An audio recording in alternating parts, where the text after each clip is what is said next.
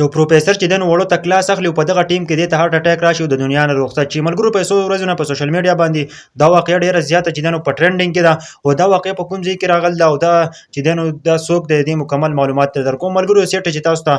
دا کس ښکاري دی یو ټیچر دی په لاهور کې چې دنه خپل سټوډنټانو ته چې دنه کلاس اخیستلو په دغه ټیم کې د هارت اٹیک راشي او دا چې دنه راولويږي سټوډنټان چې دنه د له هم خاله ورشي او هغه هم ډیر په جړه باندې شي چې په نمو په دې ټیچر باندې سي چلو شو چې کله د هسپتال ته ورسېنو دینه ساه خطلې په دې کلاس کې دینه ساه خطلې د هارت اٹیک وته شوی دی. په دې ویډیو کې زموږ لپاره یو ډیر خپل مقصد او مطلب دی ملګرو که تاسو وګورئ ټیچر چې دنه یو خپل سټوډنټ ته وایي کنه وای تاسو دا کارونه مکوئ نو تاسو ته چې دنه د زړه بیماری نشي لګیدل د زړه هارت اٹیک د ځان نشي کېدل او یو ټیچر دا نشي کولای کنه چې هغه خپل ځان د دې هارت اٹیک نه بچ کړي او د بیماری نه ځان بچ کړي. که تاسو یو ډاکټر وګورئ ډاکټر چې دنه د ټولو خلکو او د ټولو مریضانو چې دنه هغه علاج کوي خو ډاکټر باندې کله چې په خپل بیماری راشي نو ډاکټر خپل ځان نشي بچ کولای. د دې خبرې مقصد دا چې موږ ټول د دې دنیا نه روان یو چرته هم په دې دنیا کې تکبر مکه یو په چا باندې ځان چوت مې حسابوي کله چې د دوستر کې پټې شوې نو په دنیا کې هیڅ هم نشته بیا ته هغه ژوندۍ ته ولاړې کنه کوم چې تا په دنیا کې څه کړی دي کنه هغه ټول ته پوس پستانه کیږي ځکه چې په انسان ته غټ حساب یا ته په کبر کې کنه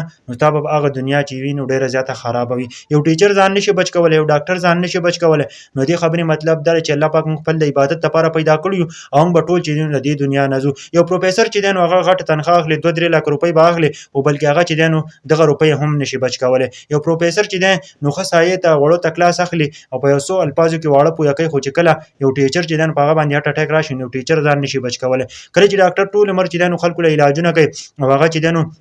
چې کله زړه بند شي زړه کې مسله راشي نو هغه له اپریشنونه کوي خو چې کله په خپل پیراشي نو هغه خپل ځان نشي بچ کولای. د ویډیو مطلب او مقصد صرف دا دی کنه چې دې طرف ته کې هم سوچ کوي زمونږ ټول پښتانه ټول مسلمانان چې دین هغه د دین غافل شوی دي او دې طرف ته کې هم سوچ کوي ځکه چې ټول بدی دنیا نه زو بیا چې دین په دنیا په مور پسې کې زمونږ خلک چې په دنیا کې څوک خوي نو هغه ته خوي کچته څوک د دین کې جمعات کې مونږ کوي نو هغه خلکو ته خلک فالتو وي. افسوس دا زمونږ د پښتنو چې دین دا زمونږ د پښتنو هغه سوچ دی او ذهن دی نو سړی ډیر زیات خپه شي کنه چې داسې قسمه واقعیا راشي او د پښتنو د سوچونو او ذهنونو ته وګورئ نو سړی ډیر زیات خپه کی. دې باره کې تاسو وایي خوند کمنټ ضرور وکړئ او د ټولو پښتنو سره ویډیو شیر کړئ چې دې باره کې ته مکمل پته ولګي.